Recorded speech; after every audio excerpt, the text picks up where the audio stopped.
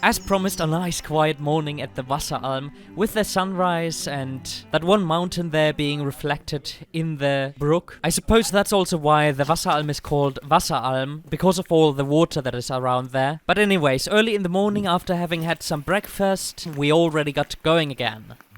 So I am alone now again, and I have started out at the Wasseralm and am now walking towards the Kärlingerhaus with the Funtensee.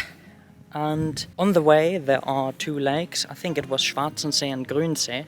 I also kind of hope that I'll see the Königssee or Obersee again, which should be somewhere down there. Here you can see the Königssee still in clouds. Well, fog. This is the way I'm going.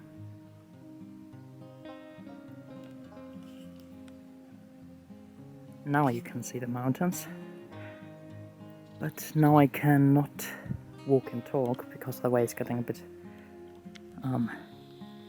well, more difficult, I suppose. So now I have been without internet for 24 hours, which is quite cool actually.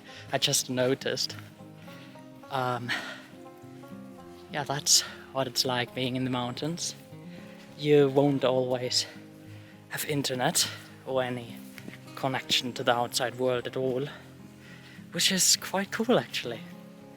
And now I'm already arriving at the next very scenic spot, I suppose, because the way it looks, it's amazing.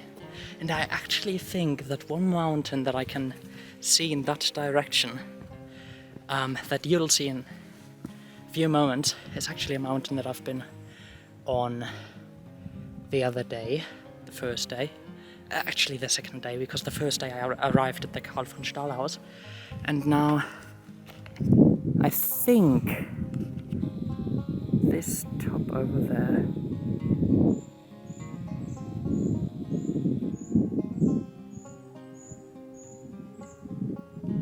this may be the mountain that I've been on. Possibly, but I'm not sure actually. One thing I want you to pay attention to is the sleeping witch over there. If you just let your imagination play, you'll see that's a witch that's lying there with its chin and nose. Looks kind of cool from here.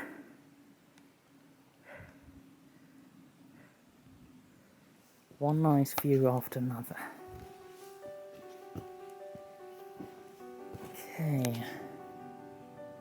So now I'm pretty sure that that over there is actually the mountain that I was on, because from here you can also see the Jena, which is this mountain all the way over there. And as I kept going, I always had this beautiful view of the fog on the Königssee. And I was also able to take some, in my opinion, kind of nice photos there.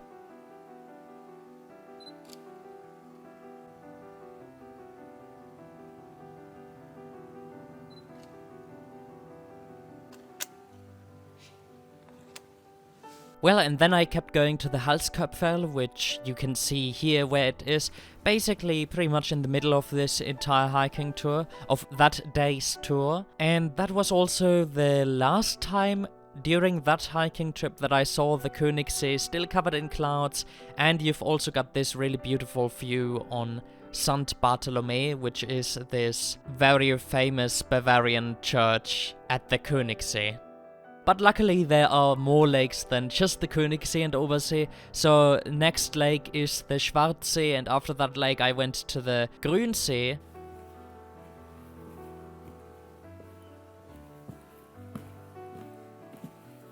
Probably be even nicer to be on the other side of the lake. I suppose there'd be a nicer reflection. Oh, and look at that. You can sit down here. Now here we are at the next lake. I'm not sure which one it is actually. It looks green, so I suppose it's the Grünsee or something like that.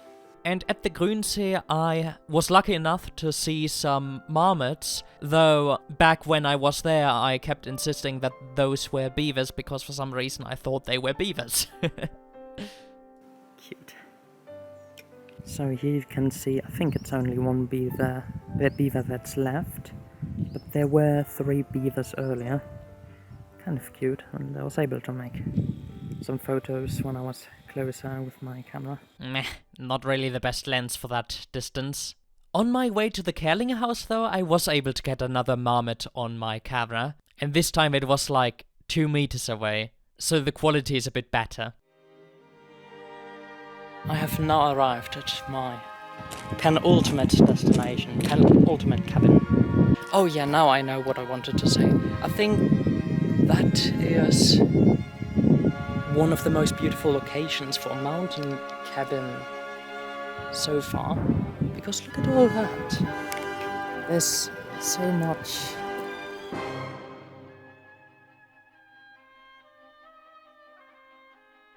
Gonna use my big one again to capture the amount of wow.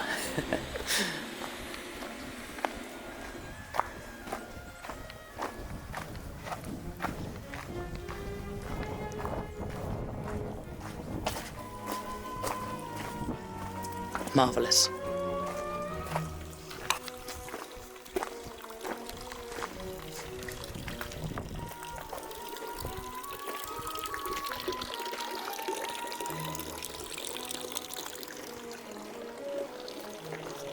So right behind the wonderful Kärlingerhaus, you've got the Funtensee, which is also why apparently the Kärlingerhaus is also called Funtenseehaus.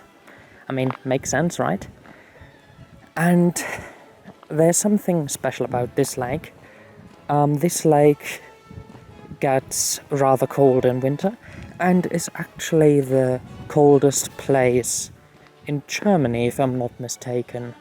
Or at least the coldest temperatures in Germany have been recorded here, and I suppose the weather station is probably that thing over there. And it was, I think, minus 44 degrees Celsius or something like that. Rather cold, and you wouldn't really want to be here in winter, I suppose. But that's quite amazing in my opinion that it can get that cold.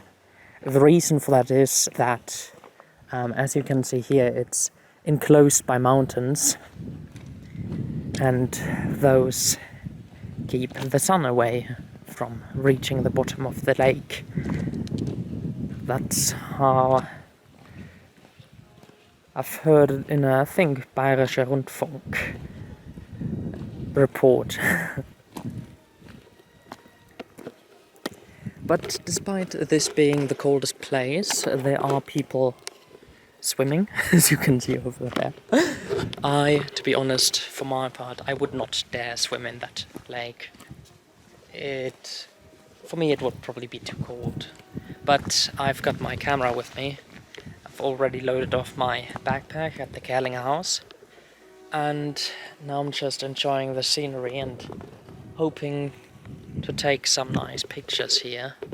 But I think I'll have plenty of opportunities. I'm especially looking forward to tomorrow morning, because as you can see, the sun right now is setting here. Well, joke's on you.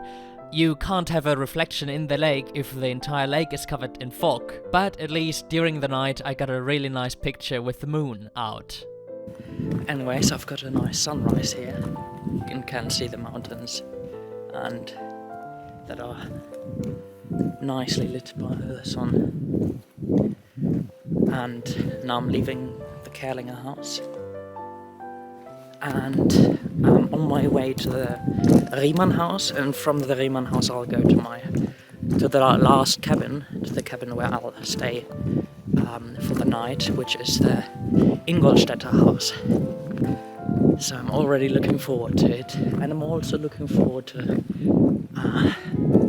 taking a picture in a few moments here at this lake, the Funtensee that I already talked about, because I think may even be some reflection down here, which in this fog, to capture that, would be awesome, I think.